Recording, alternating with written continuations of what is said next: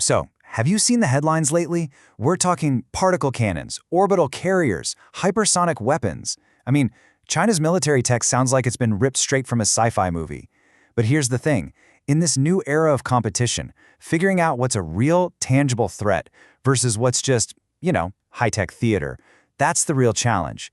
So today, we're going to try and separate the fact from the fiction. It all starts with claims like this one, from a viral video talking about a so-called aerospace aircraft carrier. Yeah, you heard that right. A warship that doesn't just sail the oceans, but literally soars through the atmosphere and orbits the Earth. It sounds completely impossible, right? Well, the details that came with it were even more wild. All right, let's dive into the most spectacular claim of them all. This idea of a gigantic flying aircraft carrier, something you'd fully expect to see in the next summer blockbuster, not on an actual military drawing board. I mean, just get a load of these specs. The reports describe a vessel of absolutely impossible scale, armed with weapons straight out of a video game, particle cannons and lasers that can supposedly strike anywhere on the planet from space. It's pitched as this tool for total global supremacy. The ambition here is just staggering. But you have to ask, could any of this possibly be real? Okay, so this all leads to a pretty obvious question, doesn't it? Could this actually be a real thing? A carrier of this size, in space, it seems to defy the very laws of physics, not to mention economics. So let's peel back the layers here and find out where this whole idea really came from. And here it is, the truth. This carrier is the star of something called the unmanned project. But as you can see, unmanned, which means Southern Heavenly Gate, is not some secret military program. It's a science fiction brand. It's an IP, an intellectual property, created by a Chinese aerospace company. So think of it like the Marvel Cinematic Universe, but for futuristic Chinese military concepts. It's designed for air shows, to get people excited, not to actually be built. Okay, so it's fiction. Case closed, right? Well, not so fast. Why would a massive, state-owned defense company go out of its way to promote such a fantastical idea so publicly? This is where we stop debunking and start talking strategy. What's the real play here? This comment from a Reddit user really hits on a pretty compelling theory. I mean, think back to the US Star Wars program in the 80s. It was this hugely ambitious, maybe even impossible, missile defense plan.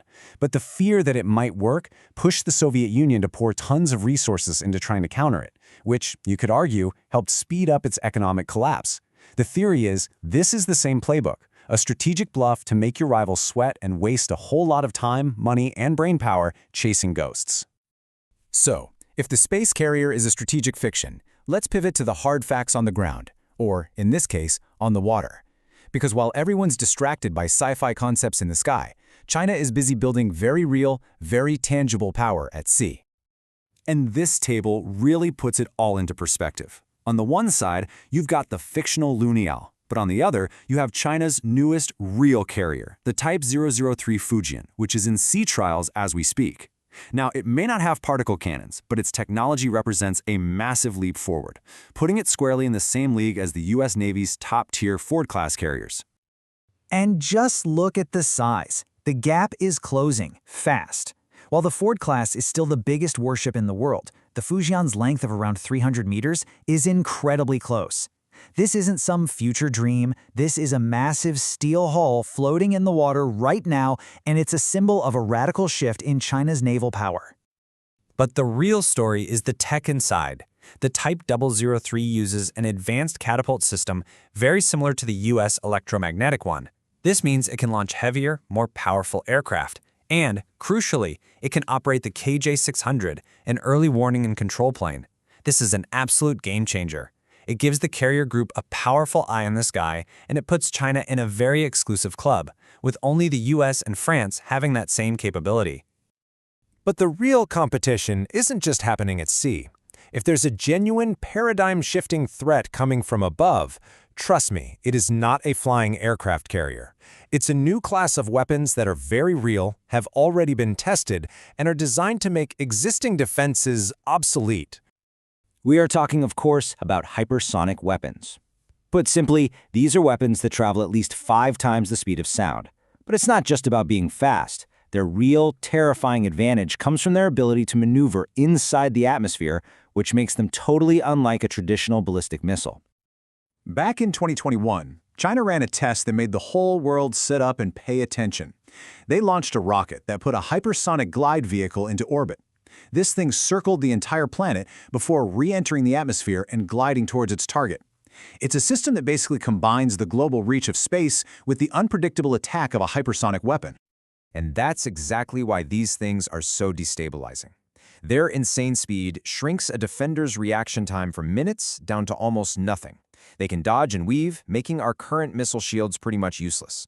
And because they can be launched into orbit, they can come at you from any direction, even from the South Pole, where traditional missile defense radars aren't even looking. This is the real high-tech threat that keeps military planners up at night. So we have two completely different stories, don't we? One is about a fictional space carrier that's dominating the headlines. The other is about real, game-changing carriers and missiles being quietly built and tested. And this brings us to the real battlefield of our time, the struggle to separate the signal from all the noise. You see, this is the dual nature of modern competition between world powers. You've got the kinetic front. That's the physical arms race, the one fought with steel, silicon, and explosives. And then you have the narrative front, the war of ideas, of perceptions, of propaganda. That Saikai carrier, it's a weapon on the narrative front. The Fujian carrier and the hypersonic missiles, those are weapons on the kinetic front. You have to watch both fronts to even begin to understand the full picture. So, here's the big takeaway. The next time you see some sensational headline about a crazy new superweapon, just ask yourself, is this a real piece of hardware designed to fight a war, or is it a strategic message designed to win a narrative? Answering that one question is really the first step to understanding the incredibly complex competition that's shaping our world.